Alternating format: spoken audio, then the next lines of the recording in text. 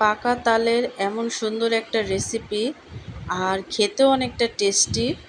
তো আজকে আমি এই তাল দিয়ে এই রেসিপিটা তোমাদের সাথে শেয়ার করব। হাই গাইস, আসসালামু আলাইকুম, welcome back to my channel. কেমন আছো তোমরা সবাই? আশা করছি ভালো আছো। আল্লাহর রহমতে আমি অনেক ভালো আছি। তো গাইস, আজকে আমি তোমাদের সাথে শেয়ার করব পাকা তালের সুন্দর একটা রেসিপি। দেখতেও সুন্দর, খেতেও কিন্তু অনেকটা টেস্টি। তো এই তালের পিঠাটা তৈরি করা খুব সহজ। তো ভিডিওটি ফার্স্ট থেকে লাস্ট পর্যন্ত দেখতে থাকো, আশা করছি ভালো লাগবে। আর ভালো লাগলে প্লিজ একটি লাইক আর একটি সাবস্ক্রাইব করে পাশে থাকবে। তো তালের পিঠাটা তৈরি করার জন্য তাল লাগবে, আর লাগবে আমাদের চালের গুঁড়ি। তো তার জন্য কিন্তু এখানে আমি এই তালের পিঠাটা তৈরি করার জন্য ডোটা আগে থেকে রেডি করে রাখছি। তো ডোটা রেডি করা আগে থেকেই, তো ডোটা রেডি করা যেহেতু, তো এখানে আমি লিচি কেটে নেব ডোটা। তো দেখো, আর ডোটা যে কেউই তৈরি করতে পারো। আর এখানে আমি পুরটা তৈরি করে নেব। তার জন্য নিয়ে নিয়েছি আখের গুড় আর কাঁচা নারকেল। তো আখের গুড় আর কাঁচা নারকেল দিয়ে কিন্তু একটা পুর তৈরি করে নেব। তো অনবরত নেড়ে চেড়ে তারপরে কিন্তু আমি এই পুরটাকে তৈরি করে নেব। তো দেখবে নারকেলটা ভাজতে ভাজতে এক সময় এই গুড়টা গলে গেছে, আর গলে যেয়ে একটা পুর তৈরি হয়ে গেছে। তো দেখো, এখানে কিন্তু পুরটা আমি তৈরি করে নিছি, আর অনবরত নেড়ে চেড়ে ভেজে নিছি। আর পুরটা একেবারেই রেডি। তো পুরটা যেহেতু রেডি হয়ে গেছে, এক সাইডে রেখে আমি পিঠাটা তৈরি করে নেব।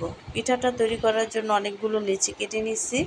আর এখানে আমি একটা লেচি নিয়ে নিচ্ছি, আর এই লেচিটাকে অনেকটা বাটির মতো করে তৈরি করে নেব। তো দেখো, অনেকটা পুলি পিঠা আমরা যেভাবে তৈরি করি সেভাবে করে তারপরে কিন্তু বাটির মতো তৈরি করে এখানে আমি পুরটা অ্যাড করে দেব। আর পুরটা দেওয়ার পরে কিন্তু প্রত্যেকটা জায়গা সিল করে তারপরে বলের মতো করে তৈরি করব। আর বলের মতো করে তৈরি করে এভাবে আঙ্গুলের মাধ্যমে একটু ট্যাপ করে নেব। আর ট্যাপ করে নেওয়ার পরে কিন্তু দেখবে সুন্দর একটা ডিজাইন হয়ে গেছে, আর কি একটা শেপ হয়ে গেছে আর কি। অনেকটা মিষ্টি কোমরের যে শেপটা থাকে সেই শেপটা কিন্তু এখন আমি দিয়ে নেব। আর এটা এই ছুরির সাহায্যে দেব। তোমরা চাইলে যে কোনো ছোট চামিচের সাহায্যে কিন্তু এই ডিজাইনটা করে নিতে পারবে। আর এই ডিজাইনটা করা একেবারেই সহজ। তোমরা আমাদের চাইতে অনেকটা ভালো পারবে এই ডিজাইনটা করতে। তো দেখো, খুব সহজে কিন্তু এই মিষ্টি কোমরের এই ডিজাইনটা আমি করে নিছি। তো দেখো, তো করে নেওয়ার পরে কিন্তু মাঝখানে একটা আর কি যে মিষ্টি কোমরের ডোগাটা থাকে সেই ডোগার মতো করে একটা দিয়ে নিছি। আর সবগুলোই কিন্তু এইভাবে আমি তৈরি করে নিছি। তো এখন আমি ভাপিয়ে নেব। তার জন্য একটা হাঁড়িতে আগে থেকেই পানি বসায় রাখছিলাম। তো সেখানেই কিন্তু আমি এই পিঠাটা ভাপিয়ে নেব। তো দেখো, এক এক করে কিন্তু সবগুলো পিঠা এখানে আমি অ্যাড করে দেব। আর এই পিঠাটা তৈরি করা যতটা সহজ, খেতে কিন্তু তার চাইতে বেশি টেস্টি। তোমরা যদি একবার হলো বাসায় ট্রাই করো তাহলেই বুঝবে। তো সবগুলো দিয়ে আমি ভাপিয়ে নিছি, দেখতেই পাচ্ছ। আর অল্প সময়ের মধ্যেই কিন্তু এই পিঠাগুলো ভাপিয়ে নেওয়া যায়। তো এখন আমি তুলে নেব। তো দেখো, কাছ থেকে দেখাচ্ছি একেবারেই সিদ্ধ হয়ে গেছে। তো আরেক ধাপও আমি দিয়ে নিচ্ছি। দেওয়ার পরে কিন্তু দেখো, সবগুলো পিঠাই কিন্তু আমি তৈরি করে নিছি, আর এখানে আমি পরিবেশন করে নিছি। দেখলে তো গায়েস, পাকা তাল দিয়ে এমন সুন্দর একটা ডিজাইন করা পিঠা বাসায় তৈরি করা যায়।